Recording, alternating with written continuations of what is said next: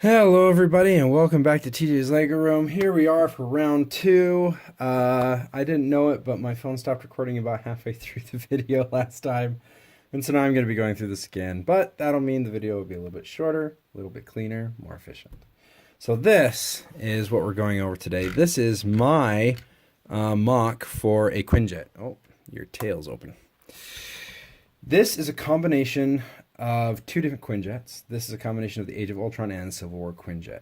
The Civil War Quinjet, I loved the look of it in the movie. I liked the dark blue aesthetic. But I did not love the Lego set.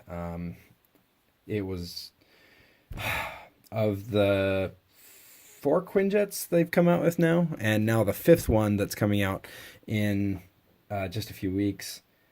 That one from Civil War was just a joke. I mean, I'm sorry to the designer, whoever designed that, but I can definitely tell that it was not the main focus. And unlike a lot of the other Quinjet sets, especially the one that's about to come out, it was not the main focus, and therefore you had to save some money and some parts on designing it a little bit smaller, and you went a lot of it smaller. And I'm sorry, I really think it wasn't your best design. Okay, I'm just gonna come out and say it was not your best design, and I didn't like it. I'm usually really positive about my Lego sets that I buy, but unfortunately, that's one that I think could have been rectified, or should have been taken a little bit differently. In contrast, the new one from the Captain Marvel set, they got the shaping just right. Now, if you're gonna miniaturize something like the Quinjet, this is how you do it. Oh, oops, of course. Yeah, I'm gonna give the glowing review, and I broke it halfway through. But come on, I was holding it by that tip, which is pretty good.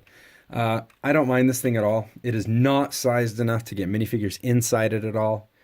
But you know what? For a little play set for the kids to run around and play around with, this is awesome. This is really good. And the shape and the look of it is so much better than the Civil War version.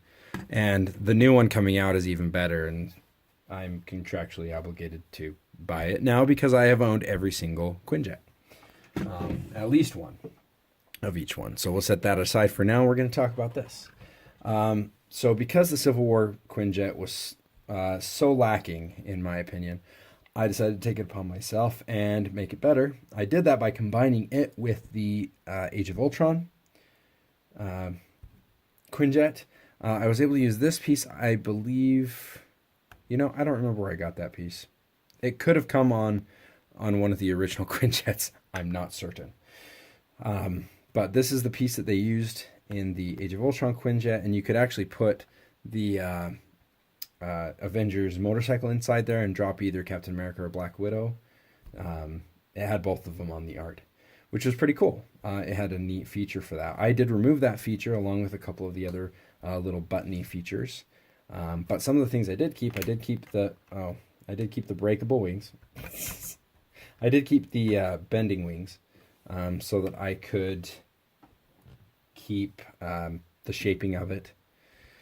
I kind of like the idea that it can kind of float itself down. Now, one thing I also did is I did modify it with these triple jets, which are just orange boat pieces, but they're supposed to be jets so it can hover. I know it's cheap, but that's where I was at this time. I apologize, as this is the second run through. I've forgotten a couple things I was wanting to tell you. This is kind of an archive video of a set that I did a while ago with the new Avenger Quinjet coming out, and me definitely getting it. I'm going to be taking this apart, and I want to make sure I share it with you before I do. So the general shaping, these pieces, the curves, even the design of how these wings come together for the most part are from the Age of Ultron Quinjet. The slopes here, as well as the cockpit design, is kind of a mixture of the two. But then the engines are the triple engines from Civil War. One thing they did get really good in the Civil War Quinjet were these engines. I loved these engines so much. Let me just get this piece back in. These engines are amazing. I'll just open it up for you. So there's a little bit of moisture here. I thought I wiped it off last time. Goodness. Wipe. Okay. So I apologize for the moisture. I did just wash this thing to dust it. I live in a very dusty area, and so the best way to dust things, especially Lego, is with water. And so I spray them down. I let them dry, air dry. I take an air can to it to spray it out, to dry it out some more if I can. And I did not do a good enough job. But this design is amazing. Just their idea of using these old, like, I don't even know what you call these things anymore. These are modified bricks to the nth degree. There are studs on every side of this thing. It's just an amazing piece, and to use those to go all different directions was an eye-opener for me in that set. And so thank you, Lego. You did good in that one part of the Quinjet. Otherwise, could have done better. So I used the triple engine thing, but the main thing I wanted to do with the Quinjet is I wanted to get rid of all the gimmicks, get rid of all the contraptions, and make it so that you could actually, if you open up the back and open up the front, you can see all the way front to back through the ship. That was one of the main things I wanted to do. And that's it. And little did I know it would actually help me when I was building some of my my other ships, like my First Order TIE Reaper, or the latest project that I'm working on, which is the biggest thing that I've ever built. And I'm still not telling you what it is. Not today. Not today. But in the future, in the next few videos, you may be getting some hints as to what it is that I'm building. Just as a little clue. Haha, for all you people I know, you just wait with bated breath on what I'm going to tell you next. Oh, I'm just teasing. You will definitely see, and my hope is to have it completed before, as a clue, the Star Wars Episode 9 trailer comes out. Anyway, back to the Quinjet. So being able to see all the way through the ship, to be able to see the pilot from the rear, or to be able to look from the front all the way to the back, like in the real Quinjet you can do. That was my main challenge for this one, as well as obviously making the Quinjet from Civil War better than it was when it came out. So that's basically it. Thank you so much for checking out TJ's Lego Room. Oh, I will just show you, you can open the top of this, and you can see inside there that I do have a bottom plate in there. It does move a little bit. It's actually somewhat free floating there. I have some studs that keep it from falling out.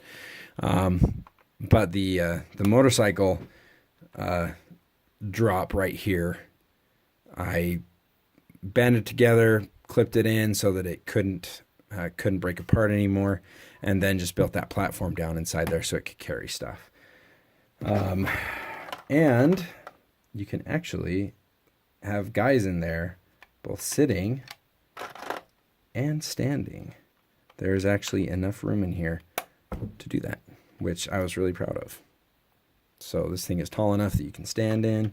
Someday I would love to build a UCS Quinjet that's as big as they show it is in the movie.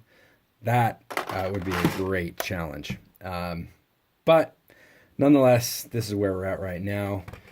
Thank you so much, Quinjet, for being my pride and joy of the best all the Quinjets had to offer. But now you're going to go bye-bye, because the next movie has an amazing Quinjet. So this is going to say goodbye. Say goodbye, Dorothy. Bye. And Miss Marvel, or Captain Marvel, sorry. Captain Marvel and my conglomerate Quinjet. Thanks so much for checking out my Lego room. Thanks for checking out the video. I really enjoy all the people and the great comments that you guys give. And we'll catch you next time in TJ's Lego room. Bye.